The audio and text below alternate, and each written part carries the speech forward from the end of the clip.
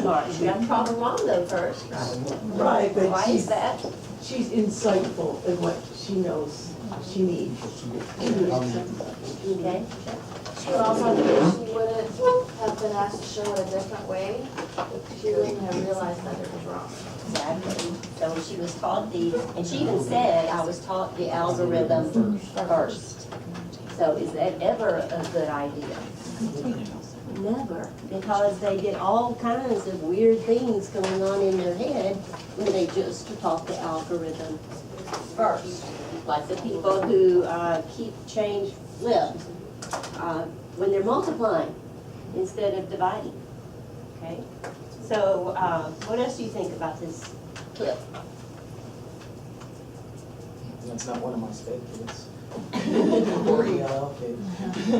Well, I have had some sped kids before who were much better at using manipulative to solve problems than some of my GT kids. Because GT kids are memorizers many times. Yeah, they really know how many to. Yes, tell me what to do and I'll learn how to do it. Yeah.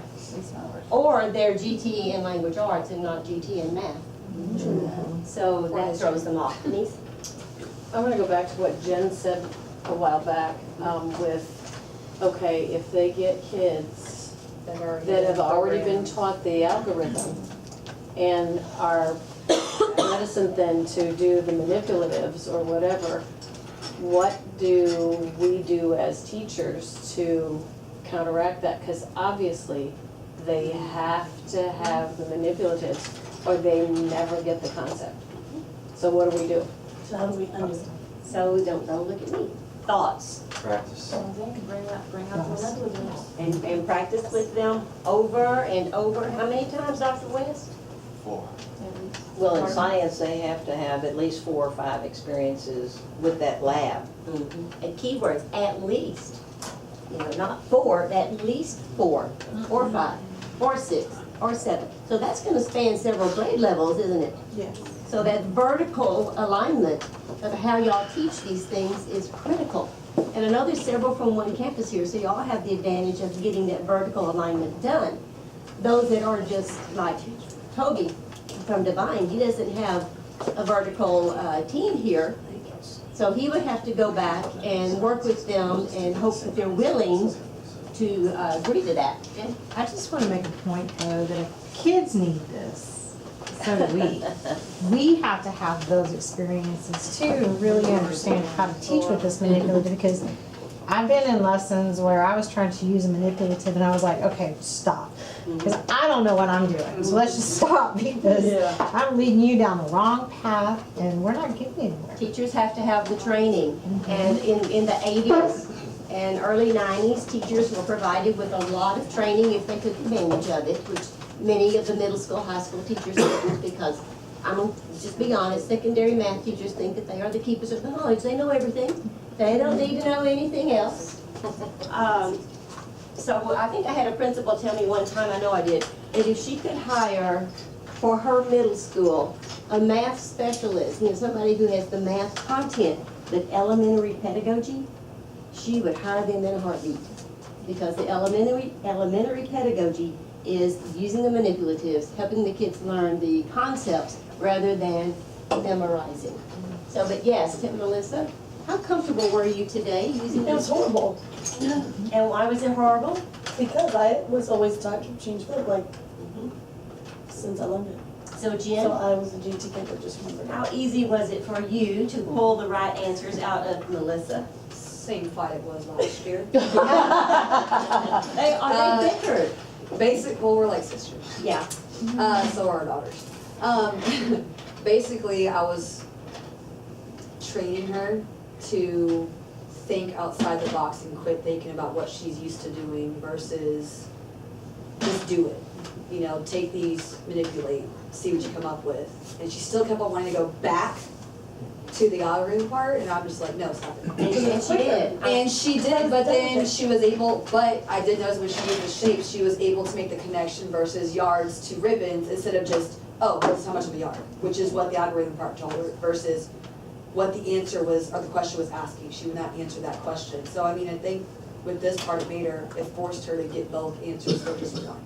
So that's why mix is so important, because you do It get the does. opportunity to stretch your mind and learn other ways to do things. Truly, this has been a blessing to me because I'm We're teaching seeing algebra it. for the first time. And so I'm not really strong at I know it, but to teach it is a whole nother story.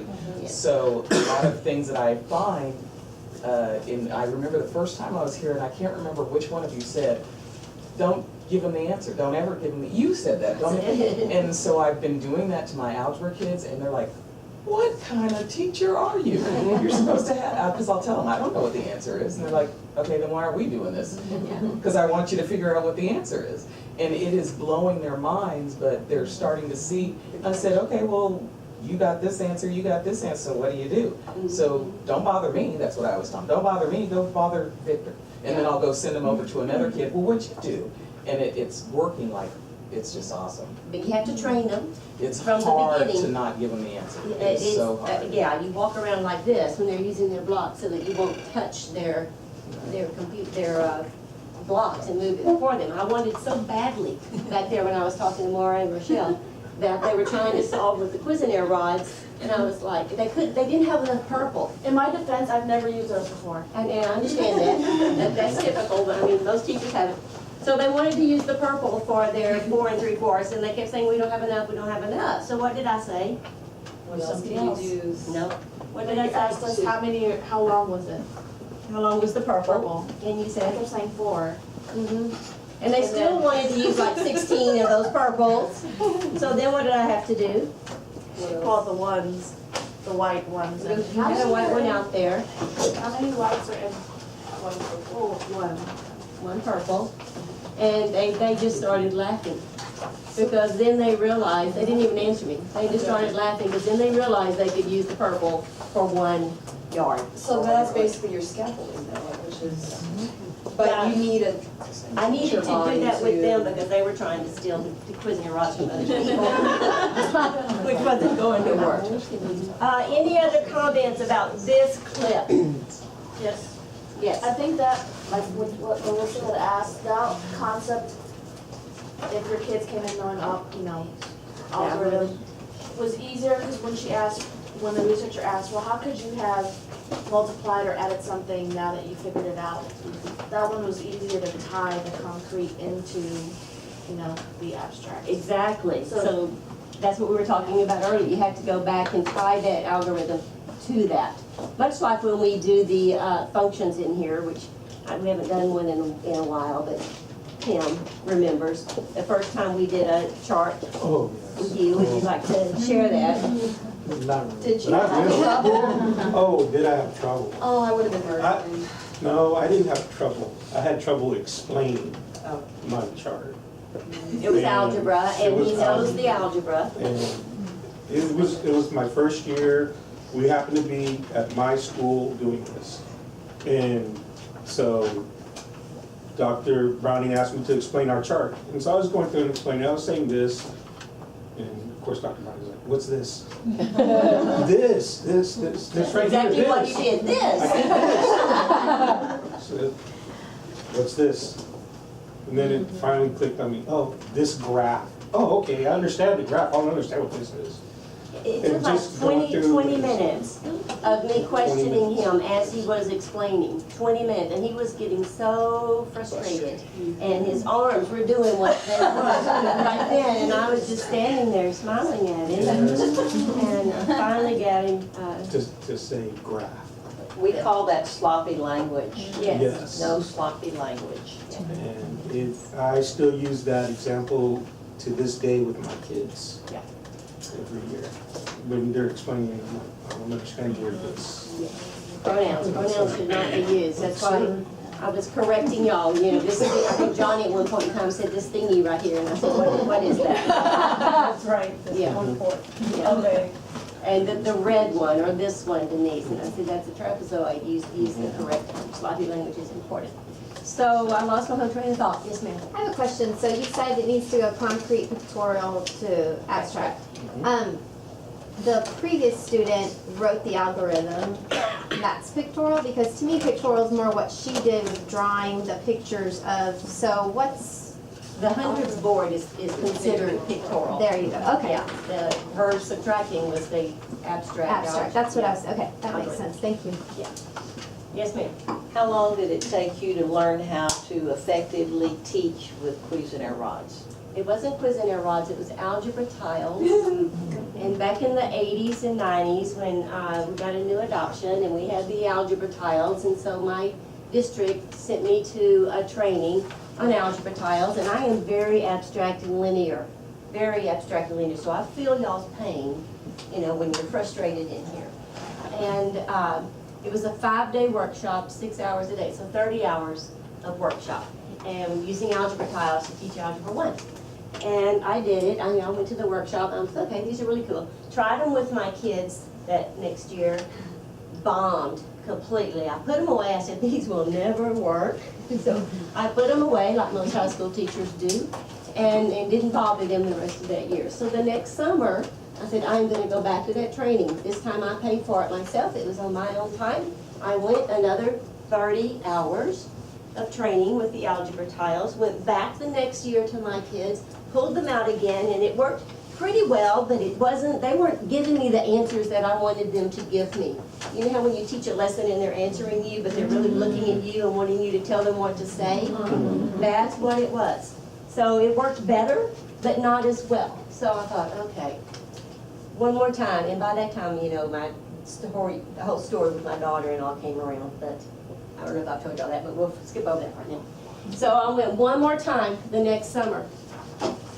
5 days, 6 hours a day, algebra tiles. And finally, I was like, okay, I think I got it. So I showed it to my kids the next year, and it was like magic. They could all factor, they could all multiply binomials. We used to have an EOC back then in Algebra 1 and the tax test, we took 2. And they all were exemplary on the Algebra 1 EOC. It was phenomenal. And I looked at their test when they turned it in, and they had sketches of the algebra tiles on there. Not all of them, but some of them had sketches of the algebra tiles in there. So how many hours did I sit through that training?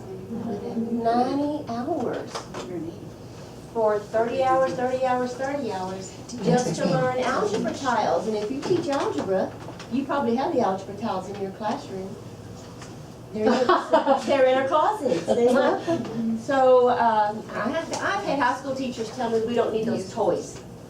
We don't need those toys. But then I've had 5th grade teachers, which is the top level on their campus, say they're old enough now, they don't need manipulation. Exactly, and it makes it too easy. Yeah. We don't want to make it easy because the STAR test isn't going to be easy, and this makes it too easy. Did it and make it it's too just easy like, for y'all?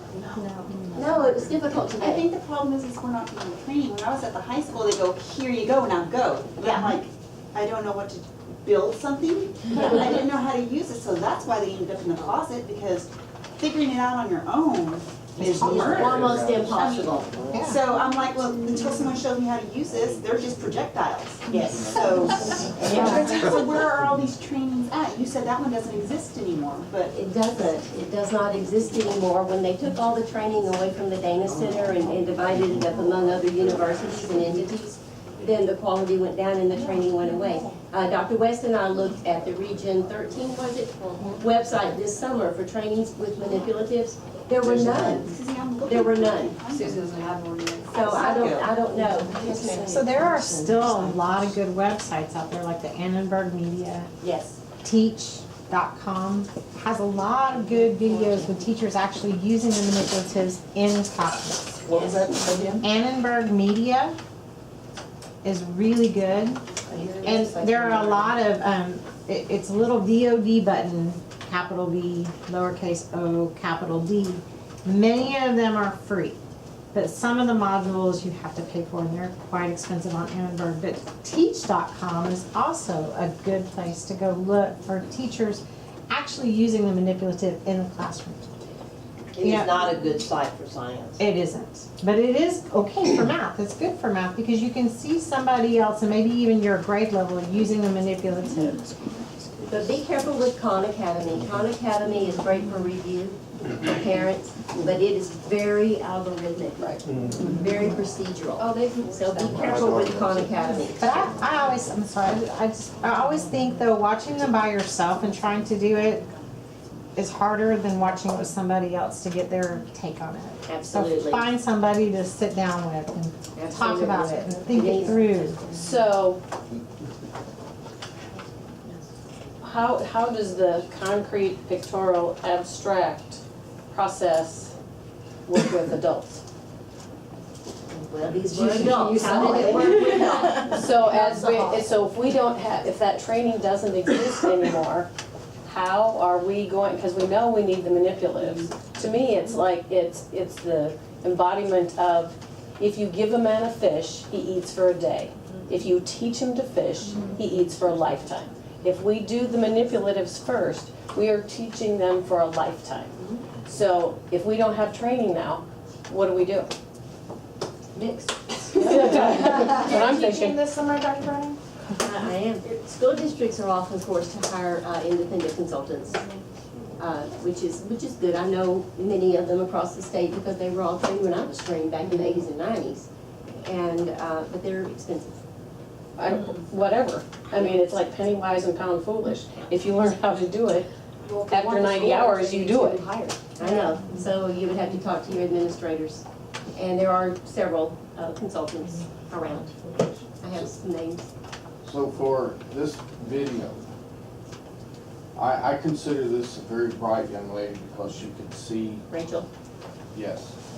What about the learning disabled kid? What problems would they probably encounter that you need to straighten out? I have no clue, you know, but I have learning disabled students. Of course, in science, I don't, use calculator. Yeah, but I think you have a response. Yeah. I mean, I'm trying to find out what kind of problem would they I have think we had all have at that a point. lot of them. I know I have a ton. But mine was like I was telling her, I was like, with my low resource kids, this would be amazing for them. But that's only a percentage of them. But they're able to actually manipulate. And then we're just focusing on the algorithm, on the operation. I don't think she likes my answer. But, I mean, they can do this part and see it more pictorial, but that's not all of them. But I know with a lot of my kids that I've used, when I sit with them 1-to-1 or even just 3-to-1 and give them something to manipulate with their hands, they are learning, like how she builds her mosaics and she's learning because she's listening. They're more kind of that too. But for explanation, a lot of mine do like to draw pictures. Yeah. They can see it and make that connection versus, and that's even my calculator That kids. visual piece, it's got to be there, that visual piece, because they play so many games, their visual, Yes. part of their brain is really very well developed. Now, their frontal lobe, the decision making may not be, but the visual is. I know adults who don't have very much of a frontal lobe development. Yeah. Yes, arrested. But again, that's some of the kids. Like, I mean, that's not all SPED kids or low kids. It's just, I give kids a bunch of blocks, they're gonna wanna play with it. They're gonna wanna mess around. You mean like this? steal them. Yeah. That's the first step, if they were still on task. But, when it's, it's finally time, all right, we need to do this. I guess it's classroom management. You set the expectation before. I always say, okay, guys, this is an algebra tile. You don't stick it in your mouth, you don't, and I say that, and I even tell them, I have to say this to junior high kids, because guess what? Someone has stuck it in their nose, or they put it in their mouth, or they throw it across the street. You have 2 minutes to make anything. Who can come up with the coolest thing to make? And then they have their 2 minutes, and I say, after your 2 minutes, that's it. You can, and if you do that every single time you pull out any kind of manipulative, then it trains them to, they know that we'll have a time to play at the end or at the beginning, and then they'll. But it does have to have that verticalness. I mean, this needs to start in kindergarten. Kindergarten teachers are pretty good about using manipulatives, and then through the years, they kind of go away. And that should not happen. I have had kids walk into my classroom when I was teaching 6th grade, and I have had them walk out and they were like, oh, we've worked with these before. I mean, they were like little adults, oh, we've done this before, we can do this. And it was just no big deal, because they had seen them before, and in many of the classrooms. So it takes a community, it takes a village. One other question. How do you think the manipulatives help a teacher see kids thinking? Excellent point. What was the question? How do the manipulatives help the teacher see the kids thinking? How does it make their thinking visual? Well, but just think about Dr. Brown, when she's able to walk through here, she's able to see how Rochelle and Moira were incompetent. Well, they put their minds down. No, I don't get that, but I mean, We could be the simple thinking, I know. GT or. they're not incompetent, but I mean, it is, when I brought my posters today, so that's one of the things I made my students work on is large posters, that way I can see them as a group, how they work. Now, do I really get to see how everybody's thinking is? No, you only really get to see a couple of their thinking. But I still get an idea of what is going on. When I'm presenting a PowerPoint with notes, I may get a couple of questions, but I don't get to see how they work through that. Dr. West? Hope, I'd like to get your take on this. Me. Faith. Faith. Faith, sorry. Because my last name is Hope, it's very confusing. For me, I feel like when you walk around and see what they're doing, you can ask questions for them to explain, which increases their academic vocabulary. Or you can pull it out of them, just like you have for us. And then you can also see where mistakes are being made to be able to address it right then and there. For students that are having difficulties, I think having them to be able to look at what they've constructed and explain it is a whole lot easier for them to verbalize than to look at an answer on a piece of paper and be able to verbalize. Great. And I think our students lack language. At least in our school, language is a big issue. And so that's helping you help them to pull that language out. Yes. What about from a principal perspective? I think definitely you have to give your teachers time. I think that's the biggest issue is teachers feel this need to complete this lesson in this many days, and it has to be mastered within that many days, and manipulatives are going to take you longer, especially when you're starting it out at a school, or if you're starting it in 4th grade and they haven't had those experiences in 2nd and 3rd grade. So as an administrator, you're going to have to be in the classroom seeing that they're using the manipulatives and allow them that space to have the additional time to cover that content area or that subject matter or the concept that you're teaching. Just one comment and then I'll get back to Jen. Wait a minute, after I get after you, I want to comment on what they. Manipulatives do take more time initially, but as the year goes along, it saves time in the long run. Because they have the concept and you're not constantly having to reteach. So I think Jen's hand is up. Well, I want to comment on what you said first. In preparing for this streamlining process, we have found that instructional time is being stolen from teachers. There's not 100 and, well, let's say 70, not counting STAR. There's not even 150 days because it's being stolen. So the effective teachers have gone back and looked at what they need, and they have said they need 155 full instructional periods, days if you want to be able to teach the TEKS. So there's not too many TEKS. There's too much instructional time that is stolen from them.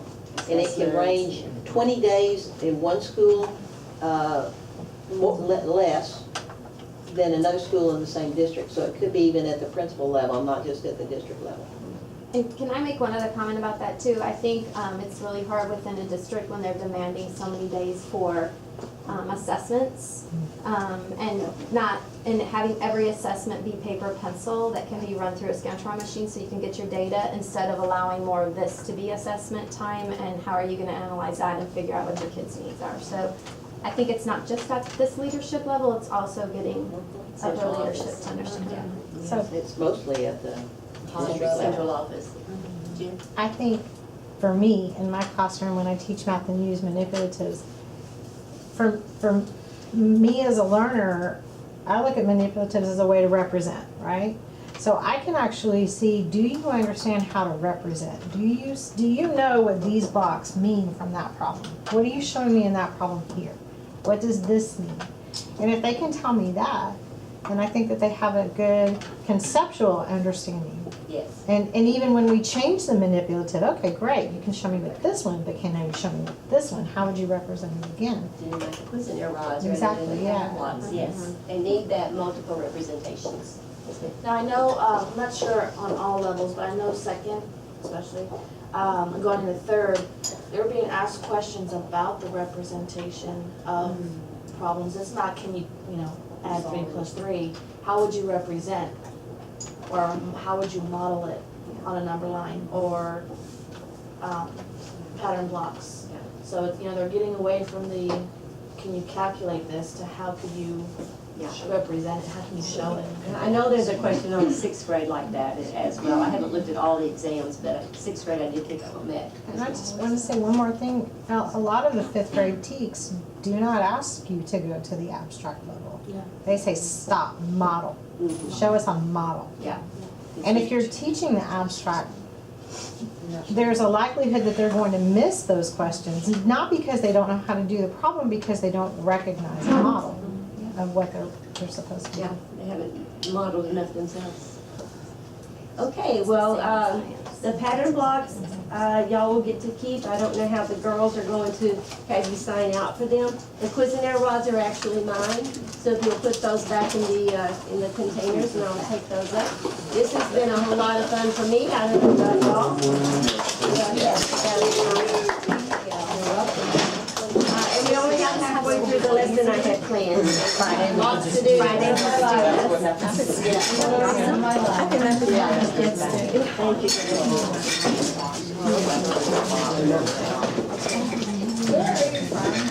Thank you.